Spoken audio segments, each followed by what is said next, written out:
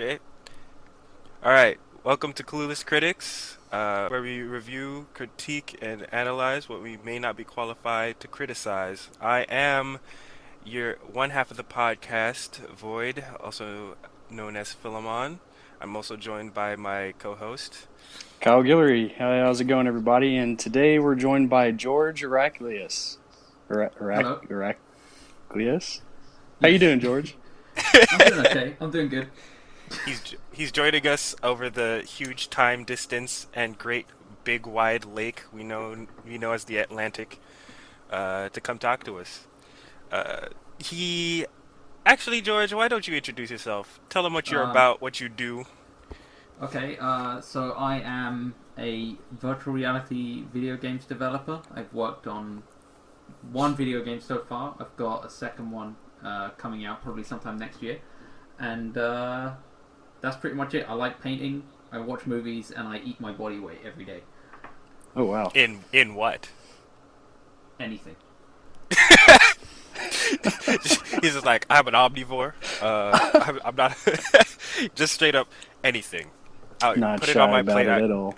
Quick question: Did you have a family like that was like mine that would like give you excuses as to why you had to finish everything that was on your plate because of like Oh yeah. a starving child somewhere else? Oh yeah. My family. If you're with my family at all, um, if you've eaten, if you've just eaten, it doesn't matter. You're still hungry. You're gonna eat more. Oh, wow. So it's like, are you hungry? No, no, I'm okay. Okay, I'll make you something. Don't worry. Ah, we all have Yeah. that family Yep. member. Same. Yep. Same for me. Oh, really? Do you? Oh, yeah. I've I when I was a kid, they'd actually get mad when I wouldn't finish the plate, Wow. and like it got to a point where I started thinking like, how is me eating helping the starving child? If anything, I'm taking less food that we could give to him, you know? And you just sit down and think about that, like that whole line of logic, and it just gets to a dead end, and you're like, why do you do this to us, children? Why? This isn't helping us. This is helping with the obesity epidemic in America. This is the reason why we're fat, because we're a Yeah, first the world UK's nation, fat and they too. Don't guilt worry. trip us. They guilt trip us into thinking, well, since we have all this, we might as well take it and not give it to the people who need it. Mm. I mean, Anyway, the we UK's died. pretty fat as well. So you know. Yeah, but it's not like I mean, I Kyle's think we're home the second state fat, fattest. though. Isn't Hawaii the fattest state? Yeah, but they're like healthy fat. They're like there's strength underneath that fat, you know? Oh, my God. Healthy fat. Okay. It's like a linebacker type of fat, you know? Like he can Line? still lift. Yeah, I got you. As Oh, my opposed to like goodness. just, you're fluffy. 400 pounds. Don't worry, guys. It's pure muscle. I swear. It's the kingpin. Just wait. When I finally get this weight loss dog, I'm gonna be ripped underneath that. Yeah, yeah. You've told us that for the past 6 years, bro. All right. Oh, my So, God. so okay. Before we get into like the video game talk, actually, did you tell them the name of the video game you've worked on in case they're like Um, interested? no, okay. It's Vertigo. It's for the HTC Vive and Oculus Rift. You can buy it on Nice. Steam. $15. Lit. Hmm. If any of you, hey, do you have any Hmm. plans of getting that on? Is it possible to get that on like the Okay, PlayStation? Like, PSVR. The tracking technology isn't good enough to do it. We oh, looked into it. We were like, oh, it would be really good if we get it on console. And yeah. then we tried PSVR and it's way too, you know, it's sort of Inferior. like Connect almost. You're like, oh, Mm. I can't. It doesn't work as well. Whereas Ah. the Oculus and the Vive millimeter precision in every direction. Mm. So Uh, Oh, wow. So you're gonna have to wait a console generation or two before you be like, hey, maybe we can port it now. yeah, Oh, Hmm. that's saddening. Well, okay, so we're all artists here, and if you don't know, George also does art like we do. but he Paints. has like, yeah, he paints, but he's also done something which I find very intriguing, which I also which I sort of have like this theory on possibly being like where art will go in maybe the next 20, 30 years. You've done some VR painting. Yes. Um, could you tell us how about that? How you got into that and like I don't know if you see a future in it possibly. Okay, so I'm a big fan of VR painting. I Hmm. I first got into it when I saw that Tilt Brush was coming out. It was made by Google. It came out on the HTC Vive, and Google it was always one of trying the to buy title. things. It was one of the title things that came with it for free, so you Hmm. would just get it. And I tried it out, and I really liked it, but I felt that it probably wouldn't go very far because it wasn't very precise. It had some weird brush choices. It was sort of like the MS Paint of A VR, and I 3D was like, painting. yeah, I was like, okay, this is good and everything, but I'll wait for whatever the next program is. Hmm. And then I saw that the Oculus Rift with touch was coming out in about 6 months after that, and I was following that. And then I saw that they had two art programs which they were creating at the time. One was Oculus Medium, which was a sculpting program similar to ZBrush and Mudbox and things like that. So I was very interested in that to begin with, and I tried that out. It was pretty good. I was I made a few models in it. I made a clicker from The Last of Us just sort of as a test, Hmm. and I really liked it. But I felt like it wasn't really painting. It was more like sculpting clay. Ah, And as someone who likes painting way more than sculpting, I was okay with it. Um, then I saw that Oculus Quill was coming out, okay. and Oculus Quill was made by the same company, but it was a 3D painting tool similar to Tilt Brush, but Mm. instead of having lighting inbuilt into the game, you'd have to paint it in yourself, similar to painting on a canvas, except you would paint it on a 3D model. So, Mm. so every brush stroke that you would do, you could then recolor and like move around as if it was sort of. I don't know. I would, if I were to put it with a real life equivalent, it would be something like paper mache meets painting meets. I don't even know, like sparkler drawing. You know, like sparkler things with little Sparkler? fireworks. Oh, Oh yeah, okay. the Tiny little little hand. things you play with. Yeah. Yeah. Yeah. So it's sort of like all of those three things combined into one, and Okay. I really liked it.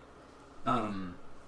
As for a future in it, it's it's very new, so I can't really make any Project. judgments on that. But I really really like it. I think that it's very very good for maybe concept work. If you wanted to Mm. like feel out a scene, you could paint Mm. a scene in probably 30 minutes really quickly, and Yeah. and then you could have people walk around it just to get the feel for it, and it would be way easier than doing concept art for about 3 or 4 hours, doing a full detailed painting, and Yeah. then they would still have to model it and then see if it would look good. So Maybe you could build the model off this already sort of three-dimensional object, right? yeah, you can actually already export the files straight Mm. into a program if you want, and then build over the top of it. Mm. So, Wow. so if you were That- to just do a that's really great. rough thing, you could export it, put it into its own, you know, program, make a proper high detailed model over the top, and delete the old rough that you made. So it'd be Nice. very good for sketching. That's the same way I feel about the sculpting program as well. Is that it's too early to build everything inside that one program. Yeah. I would build everything in that really quickly, Excuse me. export it into a real one. Do you think? Have you thought of like actually putting that into your own workflow, like with your what you're currently working on? Yeah, actually, we've done that a little bit. I think a few models were actually made entirely with those programs. Oh, that's Oh nice. wow. Like some small like mugs and things like that, and then we would export them and then just put them straight in. They were really easy to do. That's great. That's I could awesome. see that's one of the things that interests me about this, right? Because I'm sort of seeing ahead, and I'm like, if VR and all that and augmented reality becomes easier, as I assume they will, and like better, I could solely see them speeding up workflow, especially for like digital and art and stuff like that. As well as like, okay, so I have this crazy theory. It's inspired by this video I watched a while back, or this like short, right? Basically, I might have told you guys this privately already. But basically, the synopsis is this guy gets this. In the future, there's these like augmented reality like contacts or glasses or whatever. And basically, what happens is you can have like a blank like a just like what regular white walled room and like a couch and like a kitchen basically. That's it. But with the augmented reality glasses that you have on or contacts, you can have like these colorful walls. This like you have a TV on there and stuff.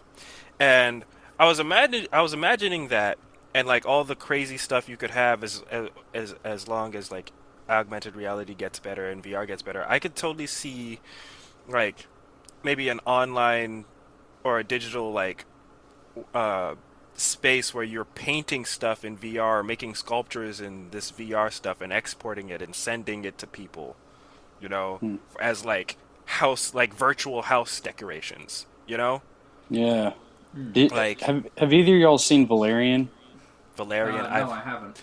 Isn't that the Oh, comic book that Star Wars bit off of? what? Anyways, I don't know. I have no idea. Okay. But Is there's that a wasn't it turned into a movie? yeah, yeah. Yeah, with the two main the girl and the boy. Yeah, that's the Yeah, with comic With book. Cara Delevingne and Kier- that one You dude. yo, that other guy. So fish. Look look, up that comic book. You would love it. okay, Star Wars is based off of it. It's okay. So lit. what you're talking about was in the movie. Oh Like snap! it was, except it was taken to the extreme. It was Mm, you put these glasses on, hmm. and it shows you another. I don't know if it was like another dimension or another like planet, but it Yeah. basically like they went to this area, this planet that was just like all straight desert, and uh, they had these tours, or people put the glasses on, walk into this completely blank area, and then all of a sudden they see this huge market, like a city Wow. within that This is whole this has place. actually already been done in real life, by the way. Oh boy. Uh, Called this it. Is, this is HoloLens. Microsoft have made HoloLens, right? Okay. Right. They're very selective with who gets it, but when they announced Halo 5, they got everyone to go in a queue. Everyone put on a HoloLens, and they did the entire tour through a Halo ship with holograms and stuff floating everywhere, and doing all of that just to advertise Halo 5 with augmented reality. That's There's amazing. there's a whole load of HoloLens apps which are being created for workflow to do things like that. They've done games on it where oh look, it's Minecraft on the HoloLens. It comes out of a table, and, Yo, so George, you're like ahead of the curve. You're like already like if this becomes an actual marketplace, which it probably will if things keep going, like you'll be already like I'm already ready, dude. yeah, that's I caught onto it about 2015 was Okay. when I was like, okay, if I don't get into this really early, I'm gonna miss out. Yeah. So, I there was an event in London. I'd heard about VR was slowly, people were beginning to talk about it, but it wasn't. There was no there was no VR headsets that were any good out. Yeah. There was the very first development kit of the Oculus Rift. Mm. There was the second development kit which had just come out, and then the Vive development kit had just come out as well. But they were all unreleased. Only developers had them. You couldn't really get hold of them.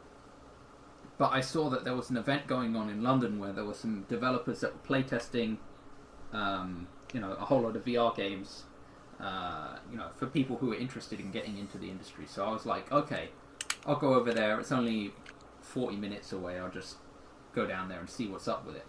And as soon as I tried VR, I was like, okay, if I don't get into this, I'm going to really regret this. So I immediately, as soon as I got home, I was looking it up. I tried to order one, but I couldn't order one because pre-orders weren't even existing yet. I basically prepared myself for ages trying to get hold of it. Got in contact with people who already had dev kits to try and, get into it without even having any of the equipment myself because I couldn't actually get hold of any. So you were fighting hard for this. This is awesome. Yeah, I pre-ordered it pretty much within the first 10 minutes and the site went down and I was stressing out because they were selling out almost instantly. Ah. So I was like, I tried to put in all my details in 5 minutes. I was on a Discord with a whole load of other people who had hacked the website so that we could get in earlier. This is like some movie shit, dude. I got myself in with the hacker group. Yo, we after a few minutes we broke the code. The CIA was on us, but we got the package. Yeah, so I ordered it. I was really excited. It arrived and I was blown away by it. Then, because I was then considered the developer, I had an actual headset. I had contacts at Valve, so I ended up getting an Oculus Rift sent to me from Oculus for free.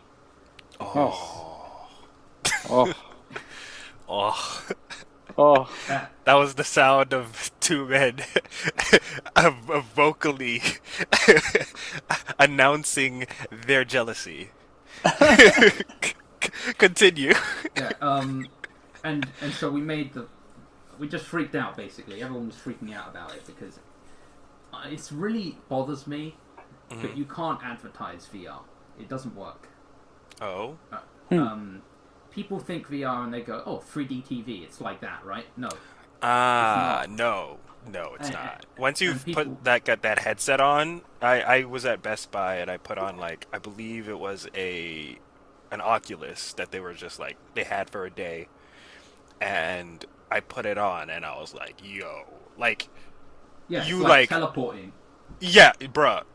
I was doing the rock climbing game and I forgot that I was yeah. For a moment you your suspense of disbelief is so easy when you just look around and you can't it's when you start falling I actually started freaking out. I was like no there's an actual bodily oh So you have to experience it is what you're saying. Yes, to sell it you sort of have to put the headset on. Yeah, Wow. It's why it's so slow, because it's only through word of mouth that it gets popular. I've had probably 30 or 40 people try VR, my VR headsets, and every single one of them have been amazed by it. But yeah, when I put it on, I was like, yeah, I'm getting this. I'm getting one iteration of this, but that's when I was convinced this was the future. Once it get a couple iterations from now, this is going to be we're going to be TV screens. Remember that old thing we used to do to play video games and watch TV? I think it will go the way I think it will go like 3D games do. Right? There was 8-bit graphics, 16-bit graphics, and then they went to 3D. Yeah. Right? But you can still get games that are 2D. They 2D, yeah, of course. So that's what's going to happen with VR. There's going to be this big leap to VR. Everyone's going to be like, "Oh, does your console have VR?" Then it's not a full console type thing. And then you'll be like, "Oh, my console only does 3D games. It doesn't do VR." And people will be like, "Oh, okay, that's pretty old. You should probably upgrade your console." They'll start doing things like that, but they won't be gone. They'll still have 3D games because I play 3D games still, and I've got two VR headsets. Of course, I believe that's the case, but I also believe that it might make the screen, the whole screen, the actual oh yeah, computer the ones, screen in front of you. I think they'll be. Yeah, you can play those you could just literally just make a screen in the VR game itself. I wouldn't. Actually, Steam has a VR theater mode, yeah. So you can actually play your games in VR with a cinema screen in front of you showing the game. But the problem at the moment is the headsets aren't high enough resolution. So yeah, I mean that's what I mean. Eventually they'll get high enough resolutions where it's sort of feel like screens will become obsolete in a sense. And I think the great thing about VR technology is I sort of feel, I don't know, maybe you're a bit more of an expert in this, but I think with VR technology, in tandem comes with it an improvement in augmented reality, Oh right? yeah. Um, S- it's So, basically. Oh, okay. I'll let you go. sorry, but so, and once again, another comic book or webcomic, huge nerd, but a lot of my ideas come from those things. But basically, it was another comic book where far in the future, people just have like basically a better looking version of Google Glass, and it like they like you know how like you'll be in an MMO and people like customize their characters, right, to Oh like yeah. look cool or whatever. Basically, people are doing that in real life.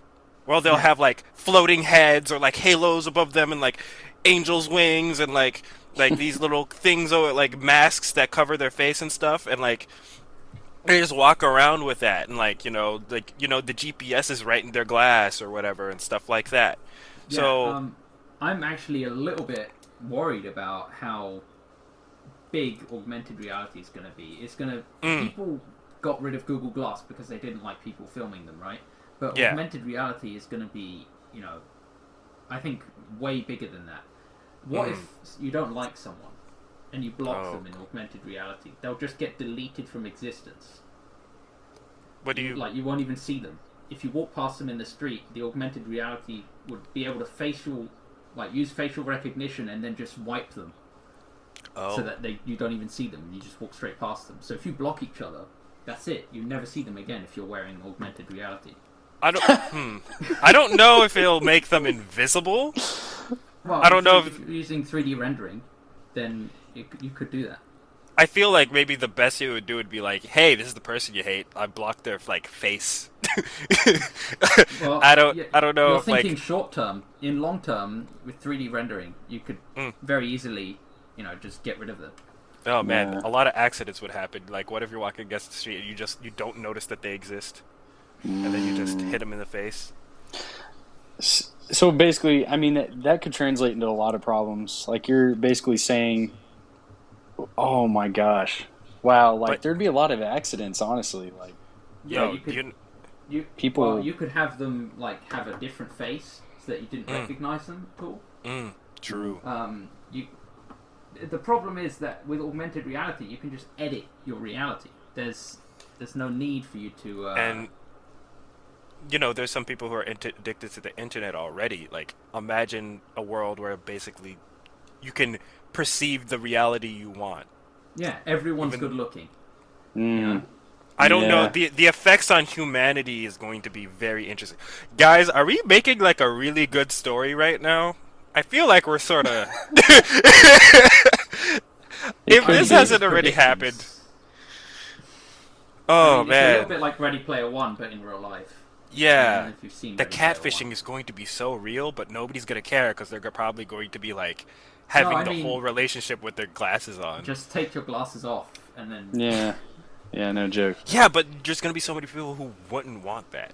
Like Oh they yeah, because know. they'll be like, but this person, I really like the way they are. I don't want to see it if it's. Yeah, not I don't true. want to break the illusion, right? Like, and in their Mm, head, it's like if like it's sort of like the whole thing. If I like the illusion better than reality, why would I go back, right? And Oh mm, like, yeah, that I actually was listening to an audiobook and I went, my room is not very attractive. Mm. I'll just go in VR. I'll just sit on a mountain and listen. So I just put VR on, listen to my audiobook while being in the countryside in 6 a.m. on a misty morning with birds flying in the sky, and I was really comfortable. I sat there for hours. wow. But I was really just sitting, in the middle of a room with no lights on.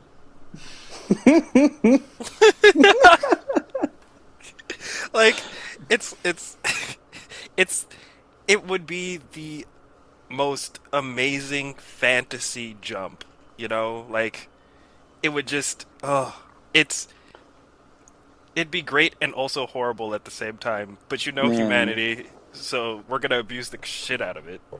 wow. Yeah, I it's the plot of Ready Player One where they nuke the world, everything's crap, people live in poverty, but because there's an MMO in VR that is so realistic, it might as well be real life.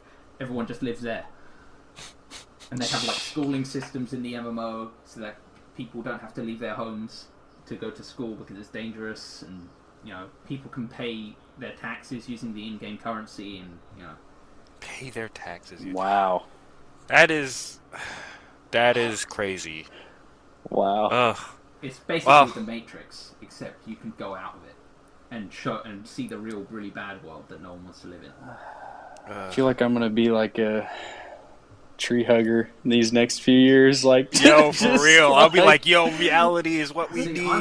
I'm on the cusp of it. I'm actually creating this technology, and I'm just like, I don't know about this. So Yeah. you're like the mad scientist who's like, I like this, but I already can see the problems. Oh, I don't know if I should keep working on this. Let's go from this heavy topic to like a less heavy topic. Maybe we go into the video games that influenced us. Okay. Especially for you, it would probably be really big, obviously, since you're actually working in games. Mhm. And then the rest of us are just nerds. All right, so who's gonna start then? Okay, I'll go with me. So, I remember my dad when we first came here from Ghana. Like maybe I came here when I was 3.5. So maybe around 5 or 6. When I was 5 or 6, he got me a PS1. Not like that. Not, I don't think it was the PlayStation, but like the second version where they called it the PS1 or whatever. Oh yeah, it's the little white one that's round. Yeah. Yeah. Yeah, I thought yeah, it was yeah, the yeah. PS1. Yeah, and so I remember getting this game. And back in those days, everybody was trying to make a racing game, right? And it was called Woody the Woodpecker Racing. What the? Oh I my god. I didn't even know that this was a TV show or TV something. show? And I just knew about the video game, and I would play that with my little brother Theophilus all the time. And yes, that laugh is seared into my memory. Every time you would go around and like hit someone with the thing. You drive next to them, and then he'd woodpeck the driver next to him. And as they crashed, he would do the laugh. It's just like, and like it's like I could like every time I hear somebody do that, it's sort of like PTSD, but like for fun, I guess. Because I'll just snap back to that moment of like me playing that game. That's like me and Ren and Stimpy, dude. Oh. Ren and Stimpy like scared the hell out of me. Oh really? Oh man. Yeah, because Ren and Stimpy is actually like really gross.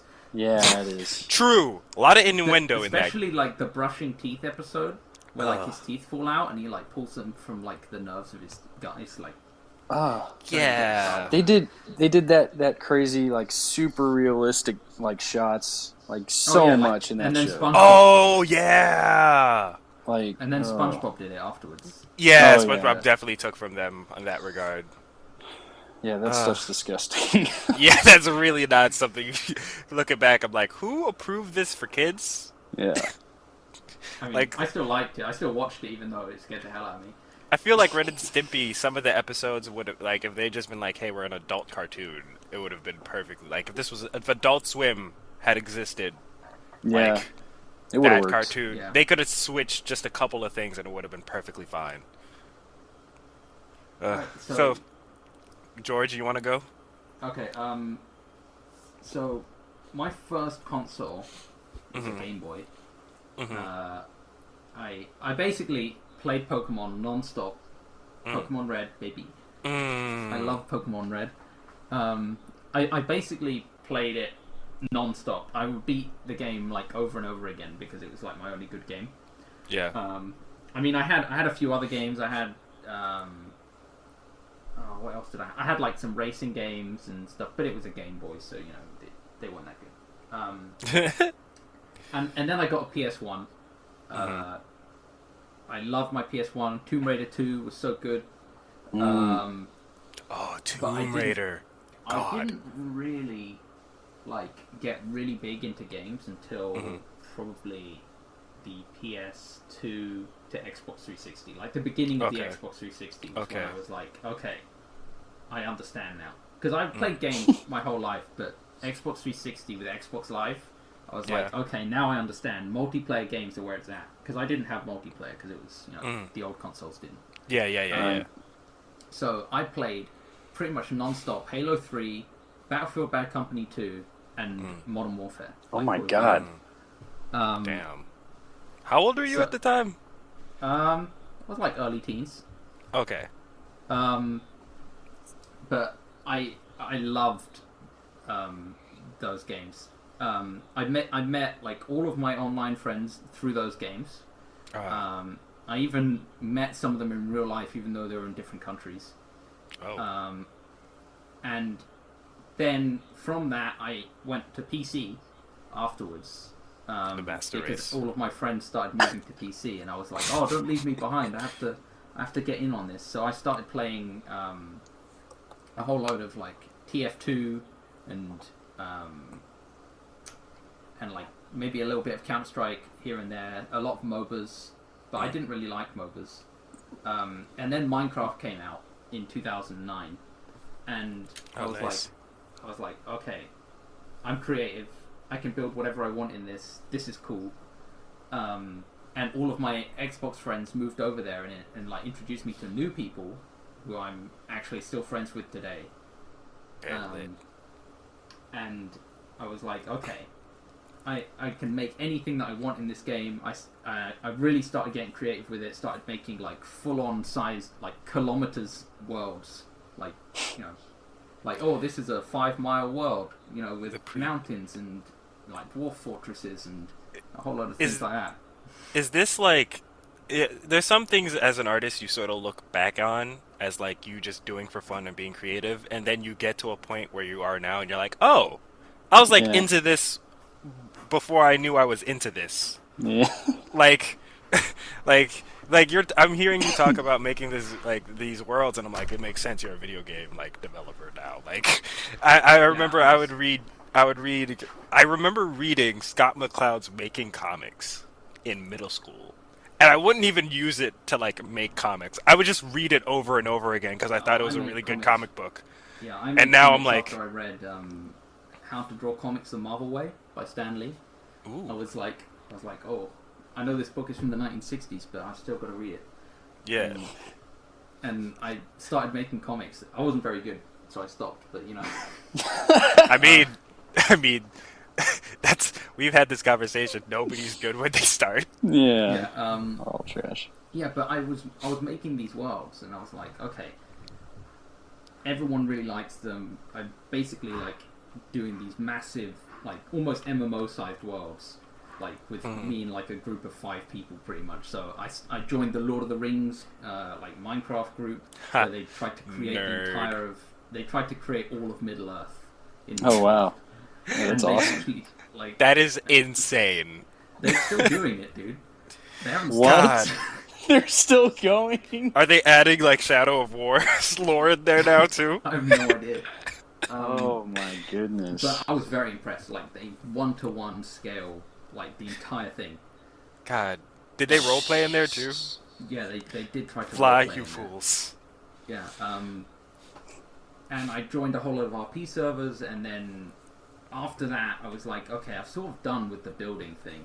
And then I started, I saw that redstone was like a big thing in Minecraft. This was about 2012. Okay. And I was like, ooh, it's basically just circuitry. And so I ended up going crazy on that for a while. I started making like machines that would basically, because we started playing survival and doing like competitive stuff. Oh, okay. And I was like, okay, this is, we need to be the best on the server, right? So I researched into like redstone. I'm such a nerd. And basically started building like automated like conveyor belt systems that would like harvest all the resources in the area. And then I like built calculators and tiny RAM modules and computers, all with redstone in a game for no God, reason. low-key happy I never got Minecraft because I feel like that would have been my life for like a good couple years. It was my life for a good couple years. Oh my god. And then I was like, and all this time I was drawing, but I didn't draw very much. I didn't really have that much, time because I was playing so much video games. and I had school as well. And then in 2014, I sort of stopped playing Minecraft because I got bored of it, and all of my friends moved on from it, and I sort of got bored of it, so I just started painting. Nice. Doing that instead. That was pretty good. For about 3 months, I did about 5 paintings a day. Lit. But I've never managed to get back to that level of painting. Wait, so you did Kanye West's equivalent of 5 beats a day for 3 summers? Yeah. So are you telling me you're the equivalent of Kanye West in the art world? Oh, No, I don't. I don't think. Are we gonna expect a Yeezus album anytime soon? No. A Yeezus artwork? But I will A run for Yeezus president, game? I swear. I won't run for president. George Eracleous, the Miraculous, 2024.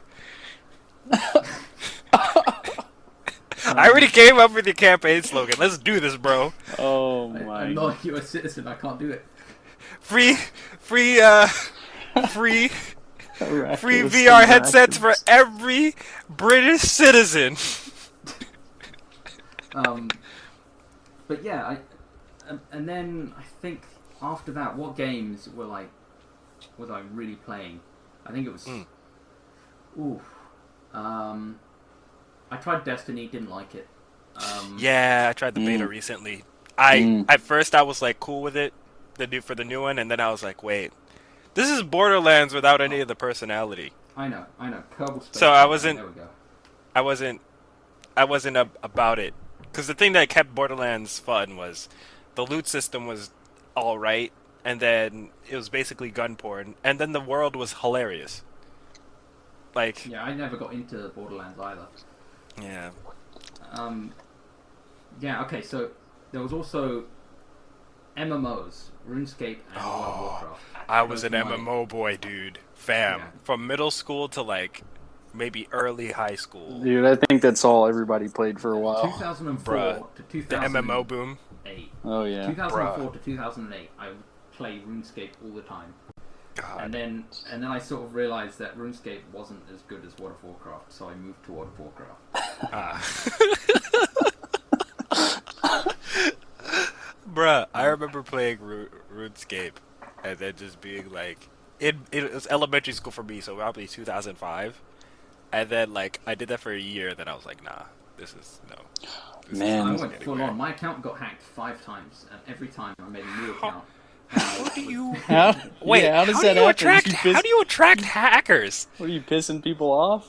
Well, What's going on? Yeah, I pissed people off, and also I would always have a really high level account, and I always had the shittest passwords because I was pretty young. So, so they were pretty easy to get hacked. Wow. And I tried to tried to get them back, but I couldn't. So I've still got my one from Factor 2010 though, authentication, dude. Really? Do you still Yeah. pop in there? I I can't. still pop The in thing, there every now and then. the thing I can't Yeah, believe I've is got that my 10-year RuneScape is. anniversary cape. God, I still can't believe RuneScape is like played. Still going, yeah, no like- joke. Like World of Warcraft, I can understand because like, for the most part, the expansions are pretty okay, and like they do Oh, like they graphical completely updates, updated right? RuneScape. Yeah, they completely changed all the mechanics of RuneScape, and people Oh. shit themselves. They were Oh, like, "Oh no, this isn't good. We don't like this. Bring it back." oh, So okay. they I was attracted about new to ask, players. is it a good game now? Well, no, they attracted a whole load of new players, and a lot of people really liked the new RuneScape. But because Okay. there was so much backlash from the old RuneScape players, that was sort of my sort of time of RuneScape, Mhm. that they were like, okay, we'll give you the old RuneScape. So they've now got old school RuneScape as well, which is the 2007 RuneScape. Oh, so they have like basically two just- running simultaneously. Yeah, they've got new RuneScape, which is RuneScape 3, and old school RuneScape, which is 2007 RuneScape. And it's got like everything that was like big about the original RuneScape is in there. Hmm. So I've got both. I've got an account on both, and I really like them. But I don't play them anymore because I don't really have time. But Okay. Yeah. There's that. something to be said for World of Warcraft, Blizzard, and whoever owns RuneScape is that they've kept something like that going. Do you know? And during the MMO boom, do you know how many MMOs were launched and died in like under a year? These guys are just like, yeah, we've been here for like low key a decade. Like, RuneScape's been around since 1999. God, it's almost 20 years old. And Oh, it that's actually looks good ridiculous. now. Jeez. If you look up screenshots of like the RuneScape 3, it doesn't actually look bad. It looks like sort of like a low budget Diablo style looking thing. Mm. Oh, I before we continue with our trip down memory lane, I was about to start to quote some Kendrick. I want to say hello to the one anonymous listener. Hey, we appreciate you. Hey, yeah, Stay a thank you. while. Um, but yeah, we'll continue. Uh, I remember. Oh, we didn't let Kyle go. Kyle. Hey, man, I'll keep it short and sweet. All right. Short and sweet. All right, first game ever, Sonic the Yes. Hedgehog on Sega Okay. Genesis. OG. Okay, Have you all played right. Sonic Mania? No, Ooh, you I think probably that would was the love. first and last Sonic. No. I I think I played a Sonic on, I want to say PS2 maybe. Mm. Maybe, I don't know. But that was really the only one I played. Nah, Sonic and Knuckles. Yeah. Yeah, so that's Sonic right. and I did play Knuckles, that dude. too. What the heck? Okay, so I just so many games I can't remember, but so first game Sonic the Hedgehog. Yeah. First game I beat Metal Gear Solid, and that was amazing. That was when I was in first grade. Oh my god. Ooh. So good. Did you play Snake. 5? No. Snake. Oh, No. you See, would have loved 5. yeah, I don't know what the deal is, but I like that game. I do know I only played the first one, and I hadn't played any after like that. Okay. And then yeah, and then my favorite game right now is Guilty Gear XRD Revelator 2 Oh, fighting game. fighting game. Yeah. Wow, that's pretty weeb of you, dude. Hey man, Hey, those are the sort what are you of fighting talking? games. Dude, I just love fighting games. They're amazing. Yeah, They're but like amazing. I didn't of know. all of the fighting games. I didn't But- know I was Guilty good Gear. at fighting games until It's- 4 months ago. Wait, you make it sound like you're naturally good. Like this is just something that naturally comes to you. No, I actually didn't know because I don't play fighting games. And Okay. For Honor came out, and I was like, oh yeah, I like knights. Oh, well, and- Is it? It's different. Is I it? know it's It's a little different, bit different. It's not Yeah. necessarily Yeah. the same. I know, but it's.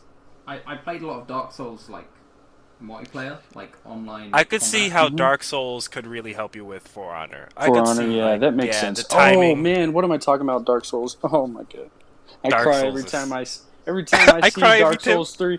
Every time I see somebody playing it, I'm like, man, dude, why am I drawing right now? I need to play Dark Souls. I have Dark Souls 3 and I have not beat it because like part of it is like I know this is the last Dark Souls game, and then another part of Yeah. it's like I'm also sort of scared.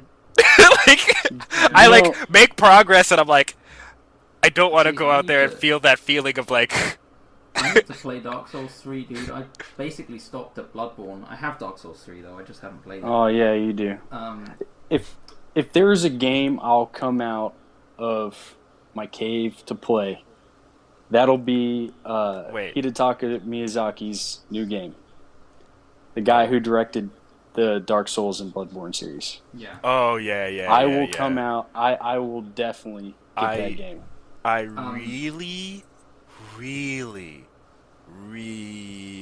want to see what he's gonna do next because he's done Yeah. with Dark Souls. I don't know if he's gonna continue the Bloodborne line now, which would be interesting to I'd see. be okay with No, it. I love well, Bloodborne. okay. He spoke on both Bloodborne and Dark Souls. He said, "Well, neither of those titles are owned by FromSoft, so he They're not what? no, they're not. Yeah, they're because Bandai Namco. Oh, yeah. they are. So the only way they'd work on him is if they're hired by him, I guess. On Bloodborne, at least, he's done with Dark Souls. But yeah. yeah, so they're working on a completely different project. Do you know From Software made like a mech game back in the day, Armored Core, yeah, I played the shit out of it. and I heard it was lit. So It was just dead. You'd play it for you'd play it for a good few months. There would be, maybe like a month or two. A ton of people would be on it, and then all of a sudden it'd die. I 'cause would it just- like to see them yeah. return to Armored Core with all the stuff they know now. Yeah, because it's actually a beautiful game. I love it. Beautiful game. Yeah, but Dark Souls combat taught me how to play For Honor. I played For Honor basically for the first 2 months, I played nothing but For Honor every day that it was out. That's Doesn't why I it wasn't have- on the Discord. I was just gone because I was playing For Honor. And Doesn't it have some kind of mechanic like what was that one? Infinity Blade, where you kind of like match the angle of Yeah. attacks Yeah. to block and and then all you've that. got to parry and block and all of that. Okay. Man. I ended up playing so much of it that I got to esports level in For Honor. Yeah, Got you into showed me the tournaments. videos of that. Yeah, man, I was really hoping For Honor.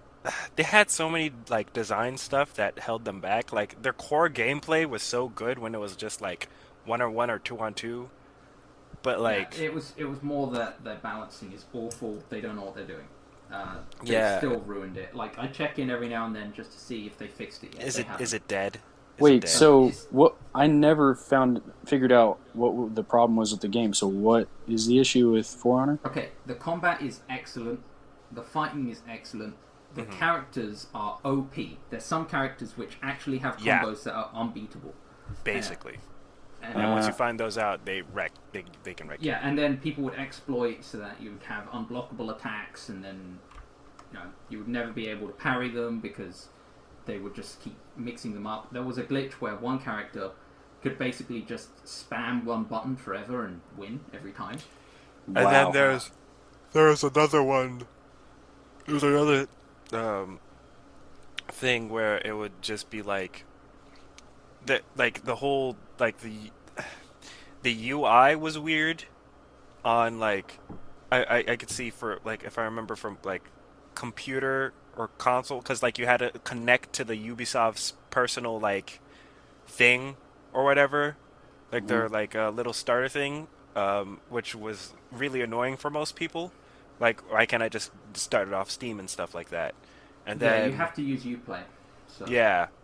And then on top of that, a lot of people didn't really care for the what was it? That one mode where like you're doing a war, Yeah, Like, Dominion. It was- the Dominion mode. Even though it's I like did an too, interesting because- concept, yeah, it, yeah, it was really good. There were 3 or 4 characters that were completely broken. I played one of the worst characters in the game, which required actual skill the Shield Man. to. I No, it love wasn't that Shield guy. Man. Oh, Mine was Raider. He was the guy, big Viking 2-handed axe. oh, normal man. Um, Normal. yeah, and he basically you needed to use mind games to actually beat anyone because Yeah. he didn't have any attack that was safe to actually hit people with. Some people had attacks which were like really quick, you didn't do much damage, but if it was pretty hard for you to like get punished for using them. Yeah, Whereas my character, every single attack was easily punishable, like crazy easy to punish. So I would have to do mind games where I would feint this really obvious attack, but then every so often I'd just let one go and just let it hit them, like really obviously. But because because everything before that I just faked it and didn't actually pull off the hit, they would just ignore it. yeah. So you get them into one mindset, and then you're like, haha. Yeah. And because he did so much damage, because it's a really obvious heavy attack, it took off like a quarter of their health in like one hit. So they can only risk that a couple times, but by that point, you're already at killing. Yeah, and it was really funny because I would also parry them every time as well because I was very quick with my reactions. Nice. Yeah, it was. It had so much potential. I was hoping they'd do the whole. What is it? What is their Rainbow other Six. game? Rainbow Six, right? Where Yeah, that's why I was. you're hoping for. a lot of people. Ubisoft, it came out. A lot of people were mad at it, and then they actually improved on it, and now there's more people that playing it at a certain point afterwards, after they fixed everything, than they did at launch. Yeah, So I that's what I was hoping for.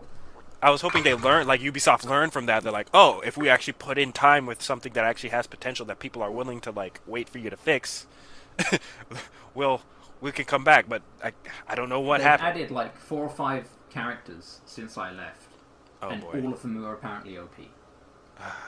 come on. So I'm like, how have you managed to make the same mistake another 4 times in a row? Like, can you not do that? Can you Maybe- just, like maybe we we just figured wait out what for the problem 2. was, which are like looping combos, which are infinitely repeatable and don't have a counter. And they Yeah. added 4 more characters which all have those. Wow. So so I just sort of gave up on it, Yeah, which is that really sad because I've got like 200 hours in it. So yeah.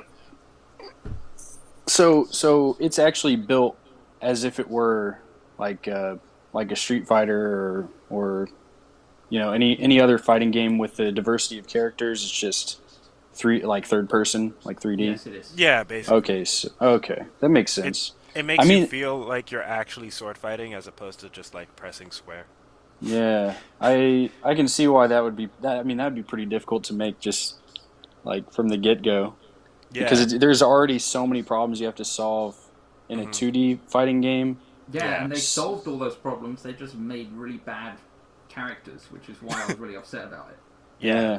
Yeah, Like if they just removed a couple of these characters or just completely reworked them, it would I have mean been they like, could. hey, I think.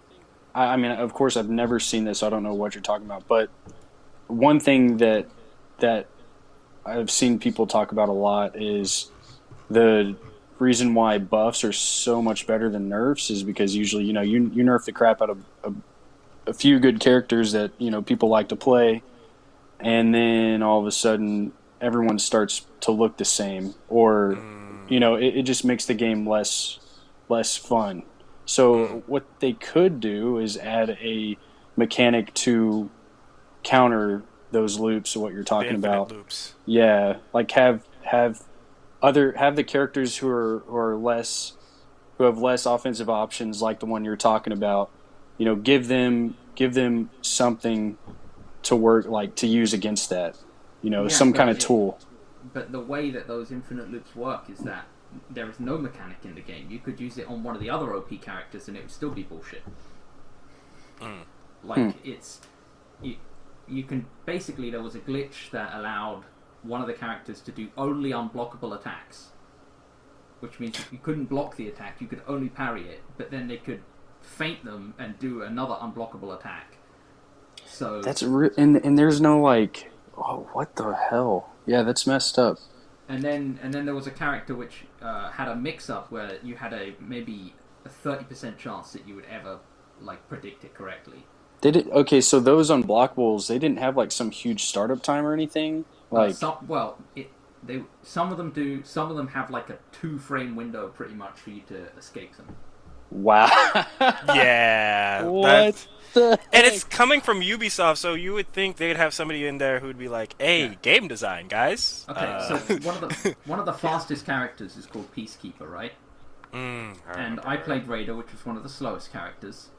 Her quick attack was so fast that if you were blocking in the other direction and not the direction that they just attacked in, and you wanted to switch over to block it, you had a 1 frame window to block in that direction. If you didn't do it, then you would get hit, and then you'd get caught in a combo. Jesus. So I ended up being really easily killed by those because if I had any network lag at all, then it would be physically impossible for me to block it. Yeah. No joke. So I actually would have to predict a lot of attacks. That video that I sent you, Void, was me accurately predicting someone's really quick attack that I couldn't block and parrying it to win Yeah, a tournament. that was fun to watch. My goodness. Um. So yeah, that's the disappointment that was For Honor. For Honor. Oh Man. my goodness, man! And when it was first announced, I was so excited to just see the mashup of the three Viking, I was samurai, watching and it. I knights. was waiting. Absolver though, that's my jam. Oh man, I Absolver's haven't played Absolver yet. awesome. It's sort of like the spiritual successor to For Honor, but actually, Yeah. And It's Devolver Digital just has another good indie game on their hands. They just need So- more content. yeah, no joke. Yeah. I was gonna ask because I hadn't played it in like a couple weeks if they added anything because it's just I don't know. I have friends that have it. My best friend Branson, if you're listening to this is your shout out, Branson Ray. Yeah. He was showing me videos and we were talking about it and he was just like, "Yeah, it's a pretty short content wise, but he was like, I do believe they're coming out with like the whole like DLC thing where it's like, hey, this is going to be like a pretty sizable chunk of like story and stuff." They sort of like I don't want to spoil anything, but they sort of leave on like this note that's like, hey, there's more to come. Yeah, yeah, big Um, time. so, uh, so we're waiting for that, but it seems like that game. It's like that. I feel like a lot of these games are inspired by Dark Souls in the sense that um, it's a game where the fighting is slow, methodical, and thoughtful. Like you have to like figure each other out, and like they just transition to like let's slow down the combat a bit and put it into like a fighting game. Right. And Yeah, as and opposed to just like whacking each other. exactly like even Yeah. with like most fighting games, like most classic fighting games, like I don't know, Street Fighter and stuff like that. Mortal Kombat. Mortal Kombat, like it feels very quickly, and I'm not saying they're not thoughtful. I know the high level professional They are players. big time. It's like it's like Very chess. methodical. It's like real time chess, but It's just it's much like quicker. yeah, it's like so It's fast. yeah, it's because it can be because it's on one plane. Like Yeah, you're exactly. yeah, it's completely different. Like you're not gonna have like There's that no weighted dodge mechanic. Pretty much, it's pretty hard to dodge an attack on a 2D plane because if someone Right. just comes straight at you, the only way that you're going to get away from them is if you jump over them, which is Jump over them back or maybe duck. Mm. Yeah. Yeah, So- I think a big thing that's still there's still a bit of inferiorness with Absolver to traditional like 2D fighter is that there's a lack of being able to use spacing. So like in a 2D fighter, you know, you need to understand the distance your attacks You- travel so that Yeah, you can what certain moves do, so you can yes, play so you can around. play did that. really well. Yeah, but you can't do it in Absolver because your character. I mean, you can. It's just like a forced space. Like once you get into a certain range with with your enemy, your attack actually shoots like lunges you forward. But if you're outside of their range, then you just kind of whiff. Which Oh, okay. I mean, I guess you could play with that, but it's a little weird. Oh yeah, there was okay. There are two characters in For Honor which really made use of range. There was Nobushi, which used spears. Oh yeah, Poison Spear Woman. And she could lunge forward with the spear, but she also had like an advanced stance which she could activate, which would make her take a step back and like pull her body away. And so if you timed it right, you could dodge like the most powerful attacks in the game, and then like come back in and just like stab them repeatedly. Yeah, Oh, she yeah, would that's go. awesome. She would get on one leg and like to get extra range, you just Yeah. like throw her spear out like with one arm, and then you should like her range was ridiculous. She'd be like poke, Yeah, poke, and then poke. there's one of the shortest range characters in the game, which is Peacekeeper, 2 daggers. If she Oh, yeah. whiffed the first attack with her dagger, the second attack would come out faster and lunge her forward. So she would purposely outrange herself, attack with the first one, and the second one would be like an unblockable, like really quick, like second stab, which did Yeah. like a tiny amount of bleed damage. And if you weren't blocking in that direction already, then there was no way that you could block it. So, so a lot of them like would outrange you and do that sort of stuff. Yeah. And then there's some really funny characters like Shigoki, who was really fat, and he would just run at you. He would One of my just run at friends- you One of my and friends grab made him. hold of you. Yeah, he could run at you, grab hold of you, and crush your spine. But like, if he missed, he would just knock you over. So a lot of people would run at you until they knocked you over, and then cancel their run, and then just swing at you while you're on the ground. And they would just run away and keep doing that to keep outranging you, knock you over, and then hit you with a club, and then run away again. Isn't there a thing where like if he's in like the golden mode that everybody can get, as long as like if he goes Super Saiyan basically and he grabs you, it's like he can like kill you from like half health with like Actually- that grab hug Actually, thing. if you have full health and he has 1 bar of health, he can insta kill you. Oh yeah, so people would like let them wail on him and then they just grab you and crack your back. What? And the rage. So he gets an increased amount of damage, like or The lower his health is, yeah. Yeah, well, only that one attack. Yeah. And in order to do that one attack, you have to actually knock them, like get them stunned. Yeah. So he would So say you were doing really a lot of damage to him, then he parried your one attack, and you were stunned for a short time. He would grab you, pick you up. Well, he would have to grab you, throw you against a wall, run at you, pick you up, and then snap your back. So it was a little bit harder to execute, but Jeez. it would be so annoying if that was like the only mistake that you made was like you accidentally like you got parried after like you'd been destroying him for like 2 minutes.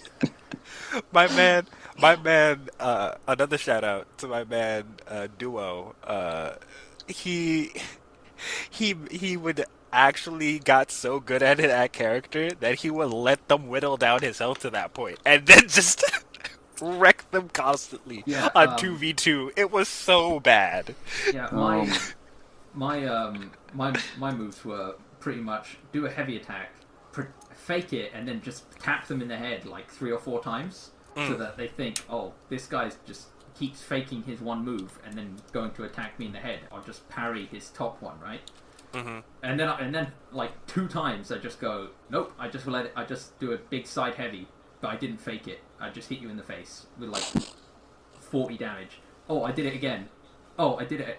I sometimes could pull it off like 3 or 4 times, and they wouldn't block it because they kept thinking that there was no way that I was going to just keep doing the most obvious attack in the game. And then and then they'd be like, "Oh, this guy," and then they would like get really angry and try and do like a really powerful attack. But it's because they tried to do a really powerful attack, I just parry it and just insta kill them. That was my entire move, was just to like get them like so confused as to what I was going to do that they wouldn't land a hit. Oh man. Yeah. It's not. How long has that game been out, anyways? It's been like a year. Out since like February, I think. February. Oh, okay. Okay. Yeah. It was. Yeah. I had high hopes. Either way, I like the transition that just fighting games in general are making into, the 3D realm, like in a successful way. Like Tekken's cool, Soul Calibur's cool, but like doing it where you can actually travel a map and have the same type of mechanics, I love it. Yeah, I don't like the push everyone off the map mechanic though, which a lot of bad players would just wait at the edge of a map and just be like, "Oh, I'm not fighting you. You have to come to me." So. Oh, am I roboting? Yeah, you're roboting a bit, bruh. I'm sorry. Yeah, but they would just wait at the edge of the map. They wouldn't attack you. You'd have to run over to them, and then they would just run to try and grab hold of you, and then just throw you off the ledge. That would be it. That'd be their only move. No. And I was like, okay. So it would actually be really funny if they tried to grab you, but you saw it coming, so you just you countered their grab and they fell off the map, and then they would like give you some like really really angry message saying about how you were the worst person ever, and just getting salty. And asphalt and such. Yeah. I would say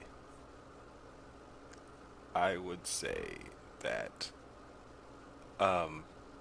huge potential in that game. Wish it done more. Hopefully Absolver can pick up the pace, but I do think Kyle has a good point. Maybe they could work on spacing in that game. I don't know how you would fix that, but I have very high hopes for Absolver. The only thing that it lacks right now is like a substantial like long-term like content story thing going on. Like what they released right now feels more like a it's not even like a demo, maybe like the first level, Sort of an alpha type and thing. yeah. Speaking of games in early access, PUBG, PlayerUnknown's Battlegrounds. Is it in early access or is it just A game? Yeah.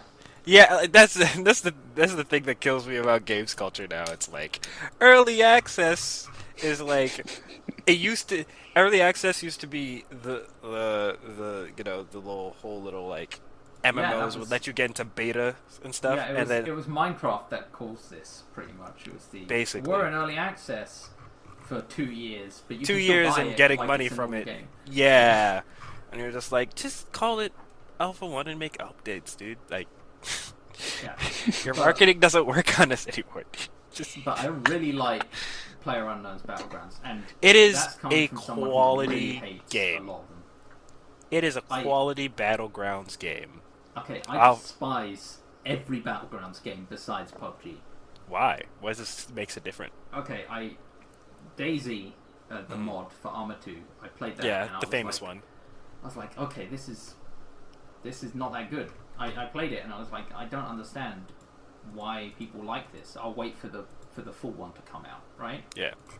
And then Rust came out, and I was like, okay, Rust is a little bit different. It's not really the same. Never but, played Rust, but but I yeah. played that. I got maybe 50 hours in, and I was like, okay, this is actually not fun either. Like it was fun when you're with people that you know in a Skype call, and then someone like betrays you and like takes all your loot. But that's Okay. only fun the first couple of times, then it sort of gets boring. Okay. And then H1Z1 came out, and I was like, oh, it's another one of those games. Wow, I'm so interested. And it just kept doing this. There was the War Z, which ended up becoming like some sort of like other name thing because of a lawsuit or something, and just a clone of Daisy. Then the Daisy game came out, but that was in early access, and then all the devs started leaving it.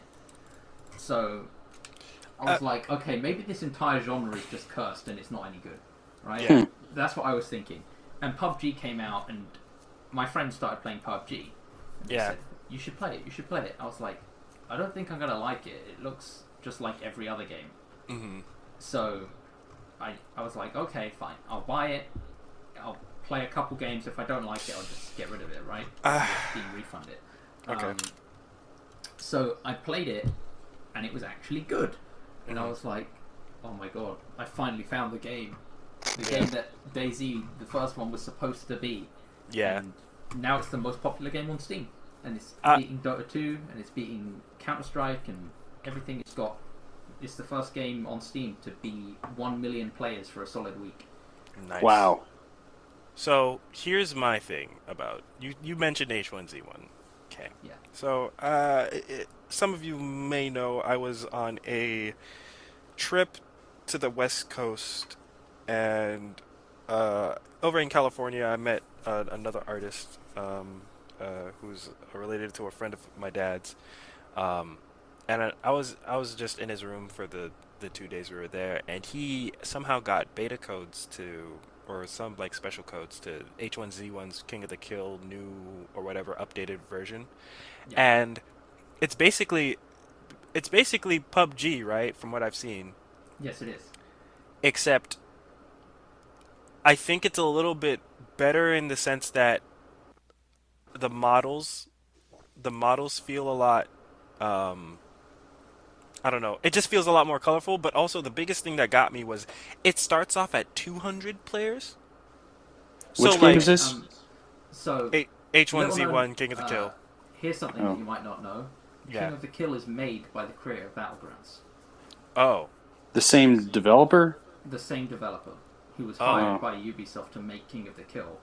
And then he was like, you know what, I'm just going to make my own game, which is this. Because they hired him to make it. He made it as a mod, I think, for Ubisoft. And then Ubisoft just made it a full-blown thing. And he was like, fine, if everyone likes it so much, I'll make my own. And PlayerUnknown's Battlegrounds is better. It is actually... I've 100% it is better. There's Okay. Every person who was playing King of the Kill in H1Z1 moved over to PUBG. Okay. So, mechanically it's better. It does have 200 people though, so that's pretty... Yeah, I would like that increased limit, because when I saw him playing it he was pretty good, so he'd get to like the top 10 or whatever. But it makes it so that, there's a legitimate strategy in PUBG where you get to a place, and if you're in the circle, you just sit. You're just like, I got my good, I'm kitted out, I sit for like... It's generally not advised to do that. Yeah, for like 50 kills, and then I move. With the 200, you're sort of like, from the beginning, you'll be from beginning to end, there's gonna be like a decent amount of action till the end. You know. Okay, so the way that they go around fixing that is Mhm. there isn't any really good loot in small locations where you can just hide. Yeah, There's only good loot in locations In the bigger that, ones, the loot that tables. are big areas. Yeah. So, and everyone has cars. Cars are abundant, unlike in Yeah. H1Z1. So everyone can just drive to any town. So there's no way that you can just hide for any period of time. The circle's constantly shrinking as well. Yeah. And there's also bomb zones which could just destroy you if you're hiding somewhere. So The adage is I watch these people. Another shout out. This is gonna be the shout out episode. Shout out to Eurostrix. I watched him Twitch stream, but then another group of people, Northern Line, they have this. They play together. They're basically like they run through the red zone, or they're driving. They're like, no one dies in the red zone. Whatever. They just drive through while bombs are coming through, except for the one episode where a bomb just lands straight on their car. Four of them. yeah, Just apparently, according to the statistics, as many people die in the red zone as they die outside of the circle. So people are like, no one dies in the red zone. I'm like, dude, dying in the red zone is like really common. It's just no one ever, thinks that they're going to be the one. Yeah, it always happens to other people, right? The bad players, and then they die. They're like, well, I'm not bad. This is impossible.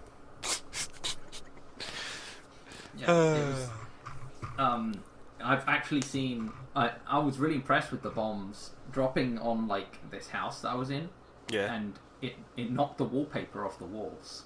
Oh. I was like, oh my god, I didn't know that did that. Do you think it'd be interesting for them to have a bit more of a destructible environments? Like, I know there's some yeah, like I would- small houses, but like, Yeah, it's pretty much only the little the slang term for those butt little huts? houses. No, they're fuckboy shacks, but okay. fuck boy shit. And the ones I see, the streams I watch, they call them butt huts. Yeah, but they're like little wooden sheds which can be destroyed. Yeah. But I would really like it if some of the buildings, if they got bombed, like the roofs would be destroyed and like. Or on the like top if you floor. threw like a Molotov at them, like they'll burn down parts of the house. Like it would add like a Yeah. tactical layer to like breaching Yeah, a place. I would really like that. I tell you what though, I was playing a game the other day with one of my friends, and we were just sitting there, and the bombs were dropping. I was like, "Oh no, the car's outside!" And we just heard this like massive explosion just outside the house, and we're like, "The circle's closing in." We needed that car, and we go outside, and it's just like a smouldering wreck. And then we were like, "I guess we're running." We ended up dying to the blue circle because the red circle destroyed our car. Oh, the sadness. How do y'all feel about like the competitive scene of this game? Okay, it's not competitive ready. Whoever says that it is wrong. Oh, Okay. I would have thought that it was slowly starting to build up. Okay. It's too glitchy at the moment. There's too many bugs. There's too many like issues with the game that competitive is not. It's not worth it. Viable Like, right now. Yeah. There are so many glitches where you like snagged onto some sort of ledge, and then you're just falling infinitely for a few seconds, and then you instantly die. Or Yeah.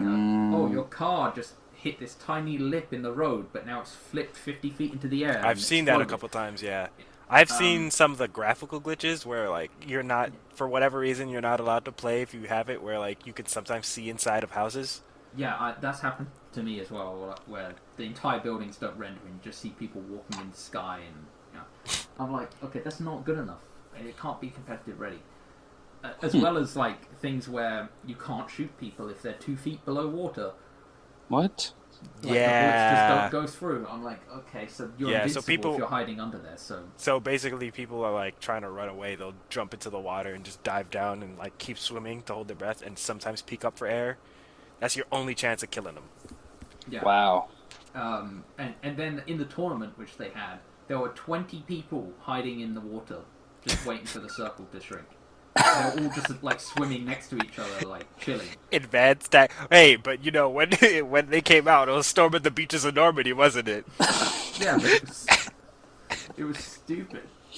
I was like, Oh, come on, man. you're all just sitting there hiding.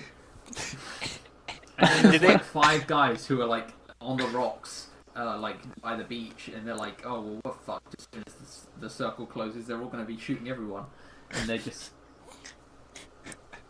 it's too much. Man, they should add in some kind of wacky mechanic to combat that. Yeah, how about if you're wearing level 3 armor, you just sink? And Yeah. drown. I Or mean, like you're wearing full tactical gear, you've got like a level 3 like backpack, like army backpack with like 3 guns. How are you and a crowbar? How are you not sinking? I'd be weak, dude.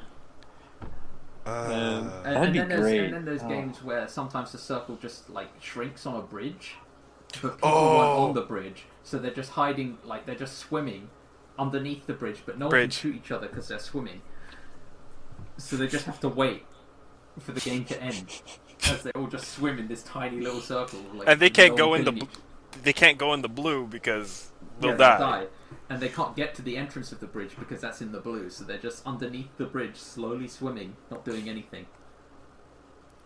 Yeah, that needs to be fixed somehow. Wow. Well, okay, so... Whoa, Kyle. Am I robot again? Yeah, dude. That was crazy. You were doing so well, son. You're doing so well. I am sorry.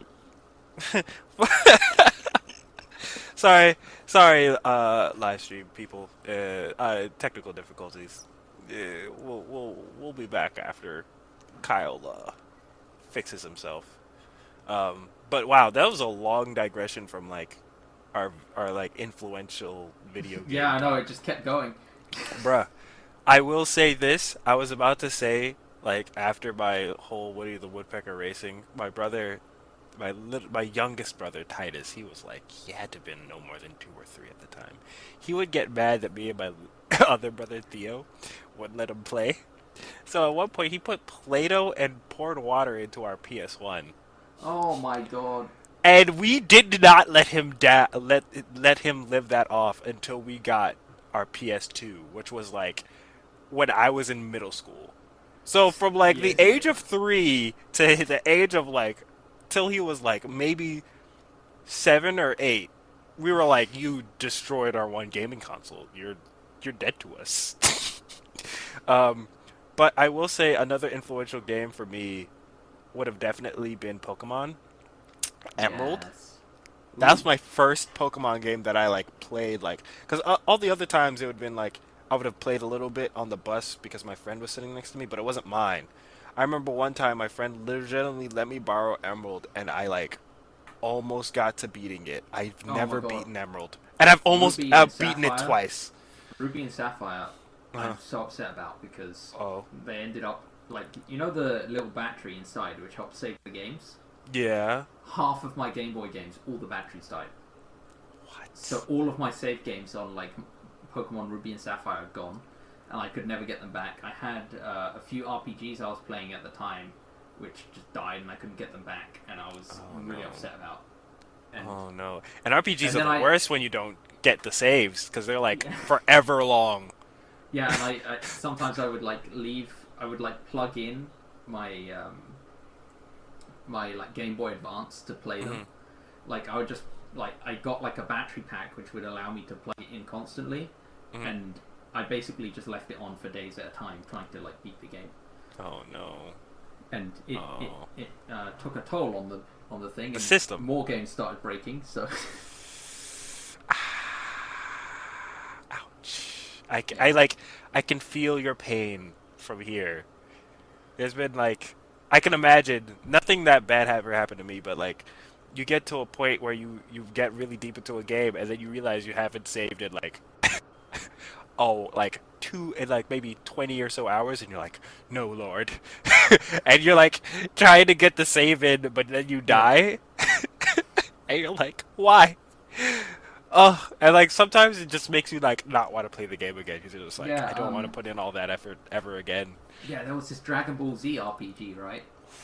And I had like almost completed the game and the save file stopped working. I came back on, and for a while I didn't notice that it was, you know, the save had been destroyed, and I was like, this is really similar to the beginning of the game. Oh no. And Oh, like no. I played like the first mission, I was like, wait a minute, and then I was really upset, and I like stopped playing video games for like 2 weeks because You like, just did bad. A hard ban on video games for 2 weeks. Oh, the pain it brings a young man to know that his save was deleted, corrupted, or he didn't save. Ugh, that's you don't know real pain until you've gotten 200 hours into a game. What's your most Oh. immersive game? Like a game that you've just like sunk so much time into because of Oh God. how much you like were drawn in by it. Most immersive game. Most immersive game. Like, would it be something I'm still playing now, or It like? could be something you're still playing now. It doesn't really matter.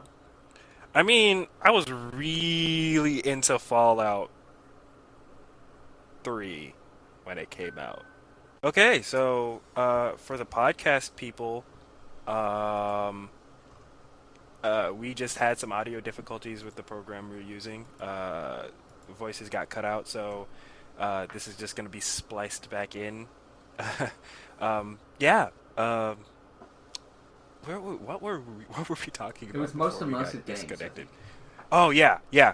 Basically created. I was like waxing poetical about how I created like two level 30 characters in Fallout, maybe level 40, both of them, and then like there was a good 2 months, 3 months after Fallout 3 came out that like I was gone from the world. I grew a beard. I like started eating rad roaches. It was bad. So yeah, that was probably the most immersive game. Other than that, it would have probably been like Pokemon. And then I get Mm. ooh, and you Are we freaked out talking about when basic? Neeson was your dad. Secret of Mana. Also, I remember that game. That was a So- good GBA game. Most immersive are these games that you basically dreamed about because you played so much? Basically, Like, Yeah, and games that were like so, enthralling that you just like couldn't stop. Yeah. Yeah, for me that was Skyrim. Oh, I played yeah, for a Skyrim. solid month. Oh, dude, I forgot about Skyrim. How could I Yeah. forget about Skyrim? I know started what? referring to myself as a Skyrim zombie because I it was so bad. I played Skyrim non-stop for a month, and then I stopped playing it because I was like, okay, I've done everything that I need to do, and I realized like way later that Skyrim isn't that good. It really is not that great. My friend, another shout out to my friend Branson. He was like, "Yeah, Skyrim is like a dumbed down version of like the previous games." And then like he showed me like the previous games. I'm like, "This seems Yeah, so much Oblivion was more way better. I interesting." played Oblivion way earlier than Skyrim. I'm like, Wow. if they just done Oblivion except with more graphically updated, dude. yeah. And with Wait, so dragons. what was the big difference? I never played the Well, before. Oblivion takes place in the country south of Skyrim, with all the Imperials, and it's basically got way more creatures. Everything's like lush and green, and it's got like rich history and things like that. Whereas Skyrim is just the Nords. The mechanics, the mechanics of the games are a bit different too. Like, so you know how like you just do a speech check, a simple speech check, and you pass or you fail. In there's like an actual mini game where you actually have to like convince the person based on like personality and stuff. Like, and like your speech stat would help, but Right. like, Yeah, like, because it it was a lot seemed more pretty involved. useless. Yeah, Yeah. that stat was useless in Skyrim. yeah, you didn't have to do anything with it. My immersive game is probably Onward, which is I've not heard military of it. simulating VR game. Oh. So it's a 5v5. Don't talk to me mil about sim. immersion. Don't talk to me about immersion when VR games are involved. I legitimately think, like, the temptation of me to just, like, live in a VR world is going to be so real once I get something like that. And So games like are good. Elder Scrolls VR. Bruh. Oh, Yo. that's actually a thing. Yo, let me They're tell making you that for the something. Vive. Oh, they better. They're Let me making tell Skyrim you. VR, Fallout VR, and Doom VR. Oh, Doom. Oh man, that'd be terrifying. Yo, so my dudes, there's a place with my who stole my art name. I might sue for likeness and such. But there's a place in not Seattle. It is in the Utah, the land of the Mormons, and is in Salt. I think it's in Salt Lake. Salt Lake City. Yeah, it's called Void, Hmm. and it is a virtual reality like place. It's called Void VR, and it's literally a huge building, and they set up like with the props and everything for the place. If you want to look it up, it's called thevoid.com is the website, and it basically is a like you walk in and like they set up like all the stuff for that particular experience with like actual props, and then you put the VR goggles on and you're just walking in, and it's like I would love to go there. It's been a Oh, thing for there was like a since Ghostbusters 2015. experience in New York that was like that. Oh yeah, Hmm. I think it was made by the same people. I didn't go in it. I was in New York. I walked past it. I'm a VR dev. Didn't actually go inside. You You you messed messed I up. up. didn't have That was time. I you was should only have done there it. for 5 days. Should have done it for the culture, bro. Should have done it for the culture. But yeah, Onward is incredible. I know the dev. Okay. He's a cool Okay. guy. Basically, it's a 5v5 military shooter. You have, Kevlar vests, helmets, guns, which actually you have to reload. You have to cock them. You have to have attachments on them. Grenades, like adrenaline shots. Morphine.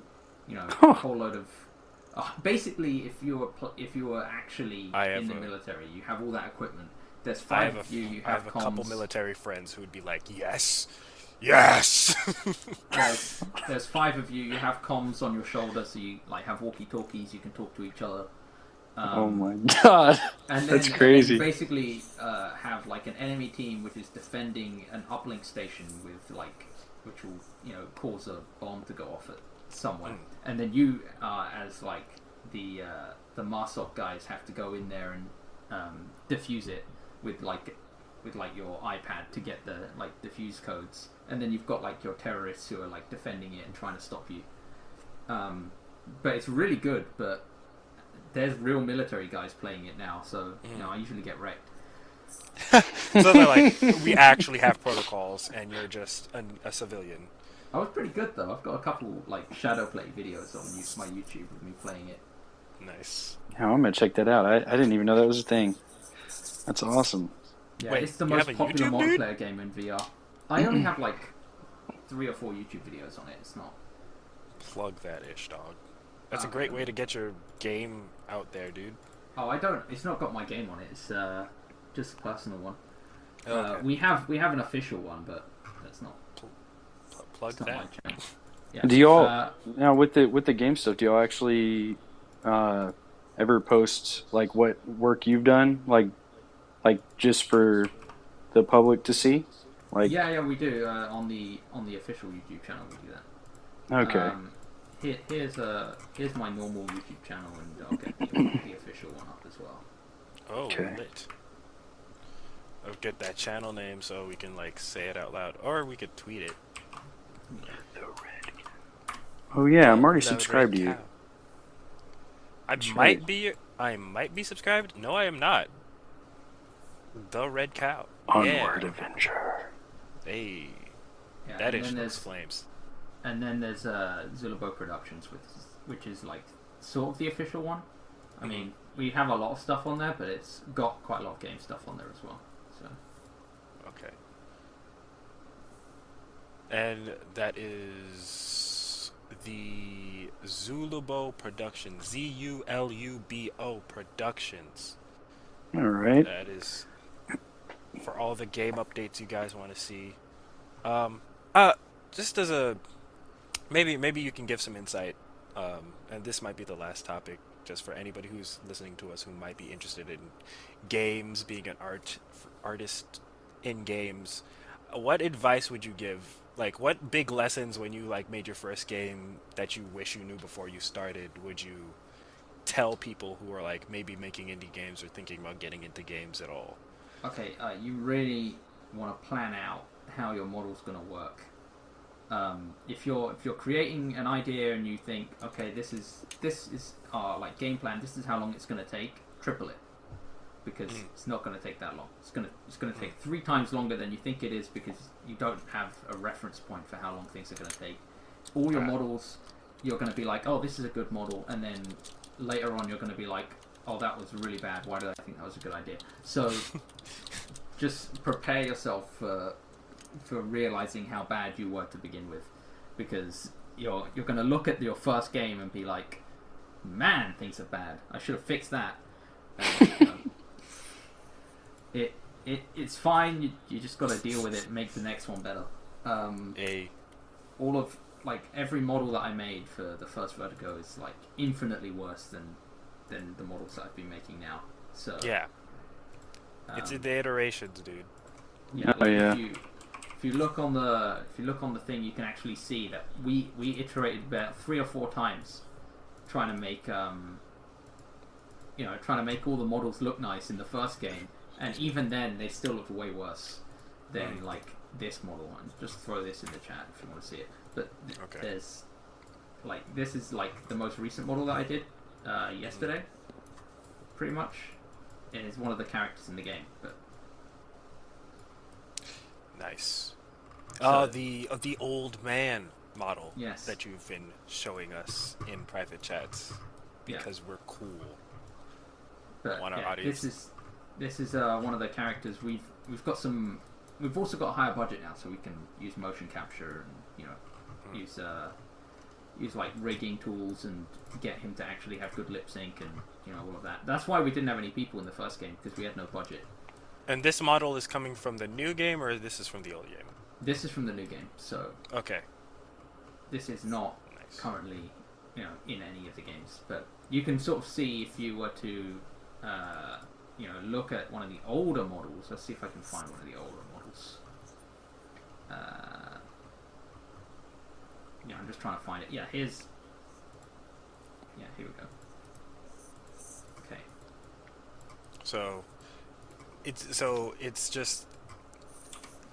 just one of those things. How many? Is it just a time thing? Is it just like a time thing? Like you just get better at, or is there like a get specific better. mindset? You get better, and it's also like probably a budget problem as well. With the first game, we had no tools. We worked in Blender, which is just free.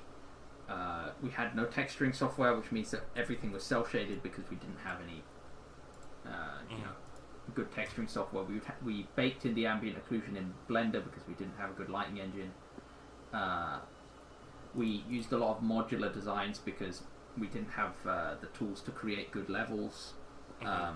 Whereas now we've got quite a few programs which we bought from just selling the game. But yeah, the first game we spent ages, trying to get it to look good. We thought it would be a 5-hour game, the whole thing. It ended up being 5 hours, taking 3 times longer, and we had to split the game into 2 parts because it was too long. So now we're working on part 2. So this second part is the continuation of the game, but you expected it to just be a standalone. Yes. Oh wow. Wow. So, because we were like, oh well, we'll just make a story-based single-player VR game. How hard could it be, right? said every game developer when they first started ever. And it turns out it's actually hard. Who would have guessed? Yeah, we made it, and then at the same time, the creator of Onward made his one by himself as well, using pre-bought assets, which is way easier than what we did. But because his game was multiplayer and was the only one of its kind, Netcode. he ended up with like $300,000 in the first month. Whereas, Nice. so now he's rich. He's basically can do whatever he wants. And we are not so rich because we decided single player was where it was at. Hey But I don't man, regret sometimes it. you gotta do your own thing. happy for a guy at Onward. I love hearing stories of the guys who like did their own things. Yeah, he Like was 19 and when he made it. like Oh yeah, wow. like the indie guys that do their own things and like it just hits off, and it's like same thing with Undertale and all those other like indie darlings where it's like I worked on this for like 5 years, blood, sweat, and tears, and then like they put it out and the internet's like, we appreciate you.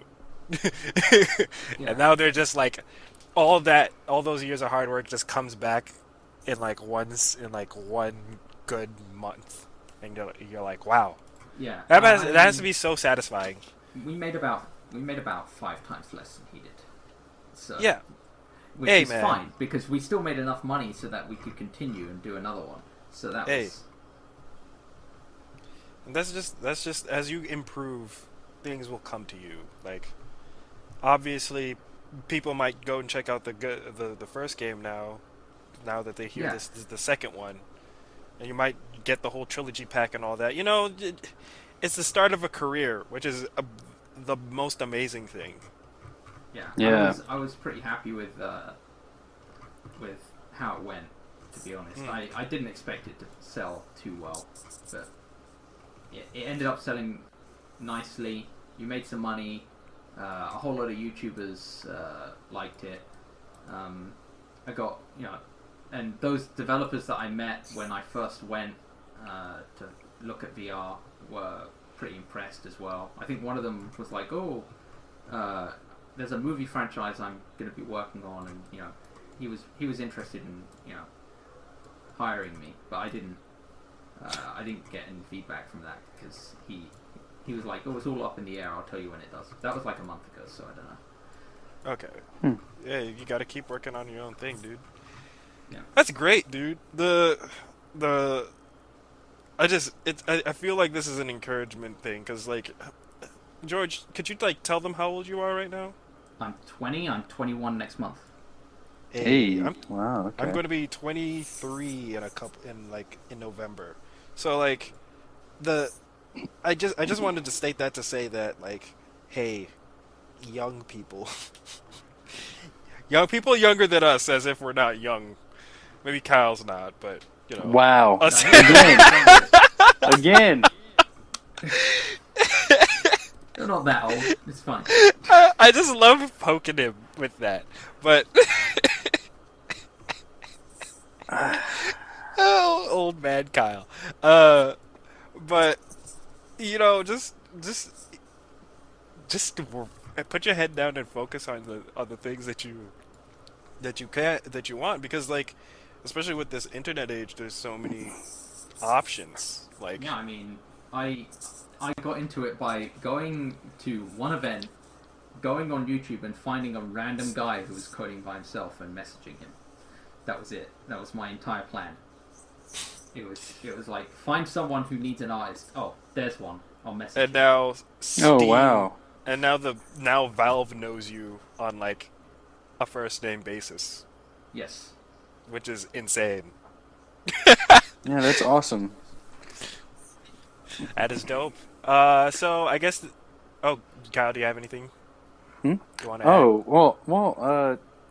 No, I just because he's saying that he didn't might not have sold as much as that one guy Onward, but as time progresses and get more popular, people like you were saying, new people that join, they'll find the backlog of work you guys have, and like I think that's fine. Like like let's say things blow up, like a game or two from now. Yeah. Like people will just be like, oh wait, these guys have already made a couple games. Yeah. Like I think I just think it's good. It's good that you've already got some experience under your belt from a standpoint of having more things to offer to people who are interested in what you create. So Yeah. yeah. I think we can end that here. Basically, I guess at this point we can just basically tell people what we're doing and our various socials so that they can visit us, talk to us, and whatnot. I guess I'll start it off. You know me, I'm Void. Void Art on Instagram. I've been working on a commission this week, which has been pretty cool. That's probably going to be coming out in the next couple days. Still open for commission, so DM me on Instagram. That's like probably the easiest way to come in contact with me. Levoid Art, LE.VOID.art. You know me on Twitter, Levoid Art, but none of the dots. That's basically it there. Still working on studying for loans and stuff. And the comic book thing, which is on a bit of a back burner because of the commission, but I'll be back on that. Kyle? Yeah. You can all find me on Instagram at Fishgills, Bro. FISHGUILLS. And yeah, I'm just working on improving and working on my story that I'm doing. So that's it. Oh. Like George says, that's I'm so glad he said the thing. You know, if you think something's going to take a certain amount of time, multiply it by three because Three, yeah. yeah, because oh man, it takes so much time to like Mm. design not just not a whole cast of characters, but just one character. You know, like it Yes. takes a Yeah. lot of Bro. time. That model that I linked, by the way, I was like, it would take a day or two. 5 days later. Yeah. God. That's what I've done with people who ask me commissions. Like, they'll be like, "Hey, how long do you think it's gonna take you?" And then I like size up the request, and I'm like, "Okay, here's what I think I can do, but I'm gonna add like 4 or 5 days to that estimation." So Yeah, and then if you get it early, they're impressed. actually happened with one. They're like, "Wow, you're really quick with it." I'm like, "Yeah, yeah." Repeat customer. Tell your friends.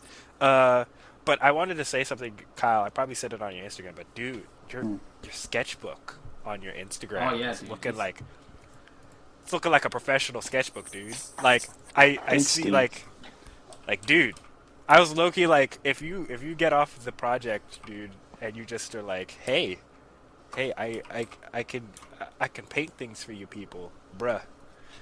That'd be fam. You and Angry and George make me so proud that I was smart enough to be friends with you. I'm not that good. Yeah, but you're doing Oh, your own God. thing, dude. And don't tell me you're not that good. Get the Oh my Dude, god, I'm about dude. to. Dude. Kyle and Angry are fucking overtaking me. Nah, it all takes time. We'll all be there. The thing is um with Angry for example, he's been at that like on the cusp for like the past year, you know, and now it's getting to the point where everything he makes is awesome, Yeah. and like I mean not obviously there's room for improvement, but it's like it all looks professional, and I think that I don't I'm okay with like like sometimes I'll have a whole day where everything I do is terrible, and then get like a step Yesterday. get like a step forward, but I don't know, man. It's definitely it's a long journey. Yeah. It's just gonna take us all quite a bit of time to get there. Shout out to Drawbox because I've been redoing some of his practices and man, it makes you feel good when you like can draw a whole page of boxes and be like, wow, this isn't trash. Like I've made improvement with my idea of perspective. Right. But yeah, it's just yeah, I gotten back into traditional and I'm like, why is my traditional stuff so much worse than my digital stuff now? This is bad. This makes me sad. But Yeah. you push Yeah. forward. So Red Cow, this is where you link people to your stuff, tell them about your things, get the Okay, word so, spreading. My Instagram is the Burgundy Cow, but Burgundy was taken, so Burgundy with 2 U's instead of an A.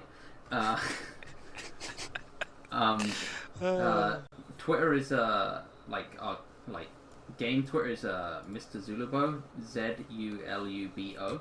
Our YouTube channel is Zulubo Productions. Just that's pretty much it. I've got a DeviantArt, but who cares about that?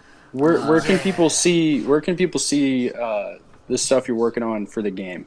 Like, is there anything available to see right now? Is it If kind you of under go wraps? to Mr. Zulabo, the Twitter account, there's a few things like that, and Zulabo Productions, we upload videos every now and then showing progress on the game. Okay, that's awesome. All right, Lit. definitely be checking that out. Yes. Yes. All right. This has been the Clueless Critics. Enjoy the rest of your days, guys, and we'll be hitting you with another one next week. Bye. Later, everyone.